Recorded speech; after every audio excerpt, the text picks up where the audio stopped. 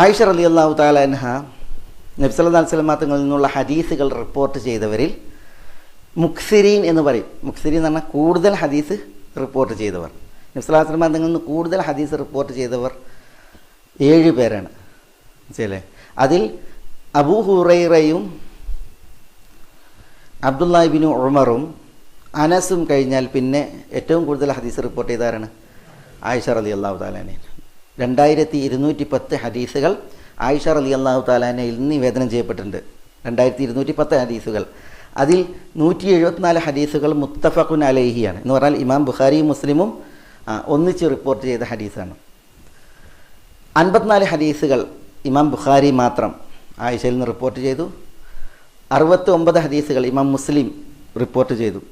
എന്ന് പറഞ്ഞാൽ ഈ 54 ഹദീസുകളിൽ മുസ്ലിം പങ്കാളിയല്ല. ഈ 69ൽ ബുഖാരി പങ്കാളിയല്ല.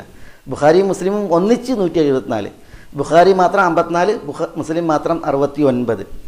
ബാക്കി സുനനുകൾ, മുസ്നദുകൾ, മുഅ്ജമുകൾ, ഇങ്ങനെ ഹദീസ് ഗ്രന്ഥങ്ങളിൽ എല്ലാ ഹദീസുകളും കൂട്ടിയിട്ടുണ്ടെങ്കിൽ 2210 ഹദീസുകളാണ് ഉമ്മുൽ മുഅ്മിനീൻ ആയിഷ റളിയല്ലാഹു തആല അൻഹയിൽ നിന്ന് നിവേദനം ചെയ്യപ്പെട്ടുള്ളത്.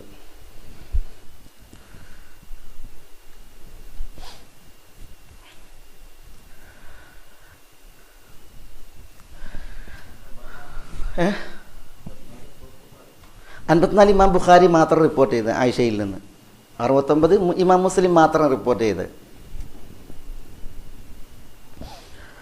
കുറേ മഹത്വങ്ങൾ പറയപ്പെട്ട മഹദിയാണ് ആയിഷ റളിയല്ലാഹു തആല അൻഹ. അത് പല നിലക്ക്, അത് നമുക്കൊരു ക്ലാസ്സിൽ ഒക്കെ പരിമിതപ്പെടുത്തുന്നുള്ളത് ശ്രമകരമല്ല. അത്രമാത്രം മഹത്വങ്ങളുള്ള മഹദിയാണ് ഉമ്മുൽ മുഅ്മിനീൻ ആയിഷ റളിയല്ലാഹു തആല അൻഹ.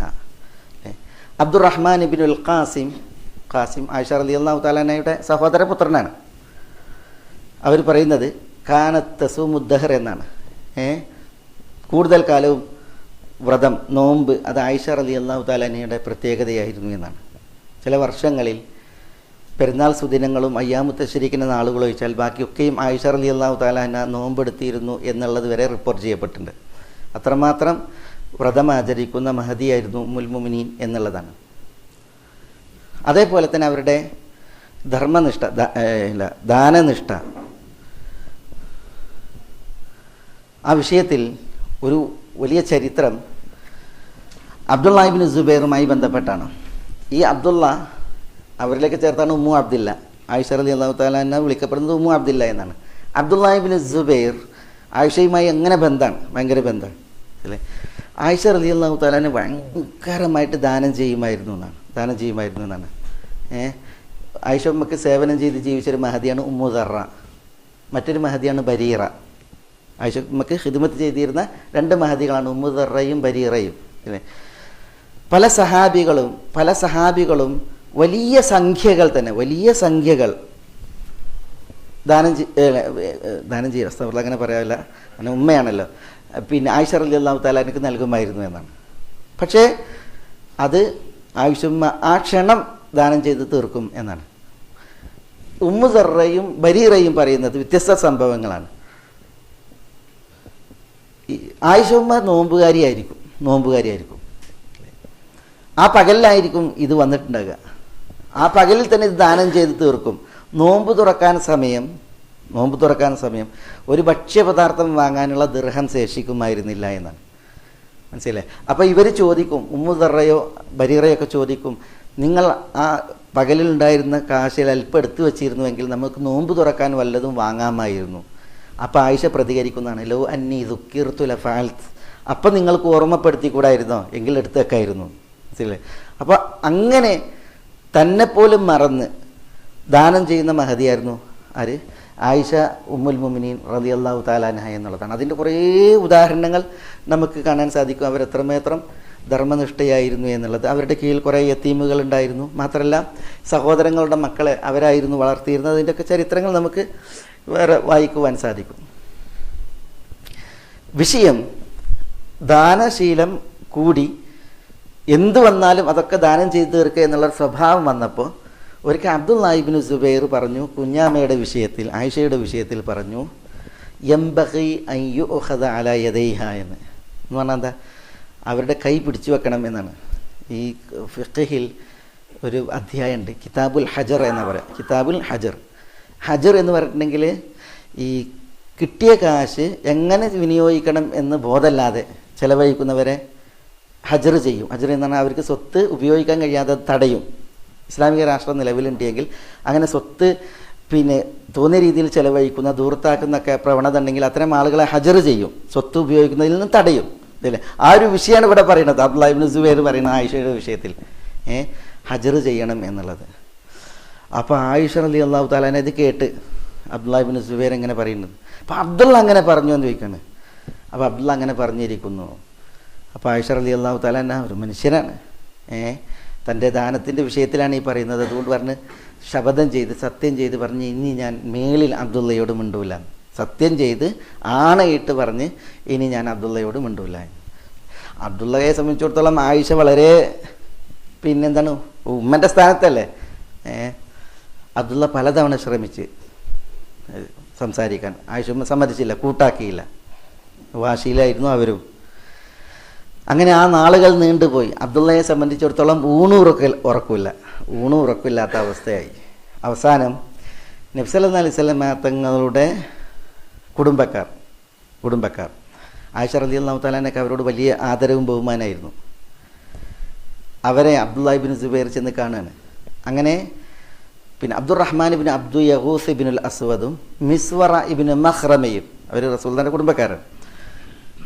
അവർ പറയാണ്, ഞങ്ങൾ എന്ത് ചെയ്യും, ആയിഷ റളിയല്ലാഹു അൻഹയുടെ അടുക്കലേക്ക് ചെല്ലുമ്പോൾ ഞങ്ങളുടെ കൂടെ വരിക.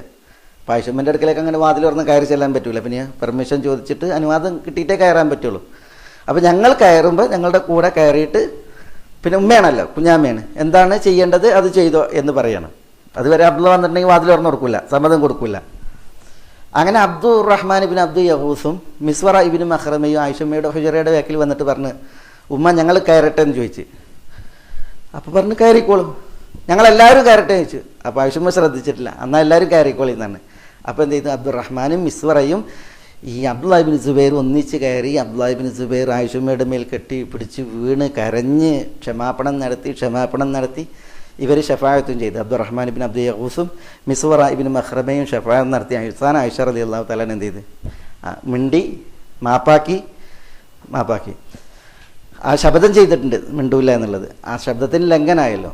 ആ വിഷയത്തിൽ ആയിഷ റളിയല്ലാഹു തആല അൻഹ 40 ഒട്ടകങ്ങളെ എന്ത് ചെയ്തിട്ടുണ്ടെന്നാണ് അവർ അതിൽ പ്രായശ്ചിത്തമായി നൽകിയിട്ടുണ്ട് എന്നാണ്. അത്ര പ്രായശ്ചിത്തം വേണ്ടതില്ല, പക്ഷേ എന്നാലും ആയിഷ റളിയല്ലാഹു തആല അൻഹ വളരെ ആ വിഷയത്തിൽ മനസ്താപം ഉണ്ടാവുകയും മാപ്പ് കൊടുക്കുകയും അതിൽ പശ്ചാത്തപിക്കുകയും ചെയ്തു എന്നതിൻ്റെ ഒരു തെളിവ് കൂടിയാണ്. ഏതായാലും ആ ഒരു സംഭവം ഇത് അറിയിക്കുന്നത് എന്താണ്, ആയിഷ റളിയല്ലാഹു തആല അൻഹയുടെ ആ ഒരു വിശാല മനസ്കതയെയും ദാനശീലത്തെയുമാണ്. ആയിഷ റളിയല്ലാഹു തആല അൻഹ ഒട്ടും ലോകമാന്യതയില്ലാതെ ജീവിച്ച മഹദിയായിരുന്നു. അതിൻ്റെ തെളിവാണ് ആയിഷ റളിയല്ലാഹു തആല അൻഹ അവിടുത്തെ 67ാമത്തെ വയസ്സിൽ രോഗഗ്രസ്തിയായി അവർ ശയ്യാവലംബിയായി കിടക്കുമ്പോൾ അബ്ദുല്ലാഹ് ഇബ്നു അബ്ബാസ് റളിയല്ലാഹു തആല അൻഹു വരുന്നുണ്ട്. അബ്ദുല്ലാഹ് ഇബ്നു അബ്ബാസ് രോഗസന്ദർശനം നടത്താൻ വരികയാണ്. അപ്പോൾ അബ്ദുല്ലാഹ് ഇബ്നു അബ്ബാസ് വരുന്നു എന്ന് പറയുമ്പോൾ തന്നെ ആയിഷമ്മ എന്ത് ചെയ്യുന്നുണ്ട്, ആര് വന്നിട്ടുണ്ടെങ്കിലും ഹുജറ അങ്ങോട്ട് ബൈത്തിലേക്ക് അവിടേക്ക് പ്രവേശനം അനുവാദം വേണം, അങ്ങനെ കയറൂല. അപ്പോൾ നിങ്ങളെ കാണാൻ വേണ്ടിയിട്ട് അബ്ദുല്ലാഹ് ഇബ്നു അബ്ബാസ് വരുന്നു എന്ന് പറയുമ്പോൾ തന്നെ ആയിഷ റളിയല്ലാഹു തആല അൻഹ പറയുന്നുണ്ട്, അബ്ദുള്ള വന്നാൽ അവൻ എന്നെ പ്രശംസിക്കുമോ പുകഴ്ത്തുമോ എന്ന് എനിക്കൊരു പേടിയുണ്ട് എന്ന് പറയുന്നുണ്ട്. മനസ്സിലായില്ലേ? ഏതായാലും രോഗത്തിൽ കിടക്കുമ്പോൾ ആശ്വാസവാക്ക് പറയാനാണ് അബ്ദുല്ലാഹ് ഇബ്നു അബ്ബാസ് വരുന്നത്. അബ്ദുല്ലാഹ് ഇബ്നു അബ്ബാസ് വന്നു, ആയിഷ റളിയല്ലാഹു തആല അൻഹ അനുവാദം നൽകി.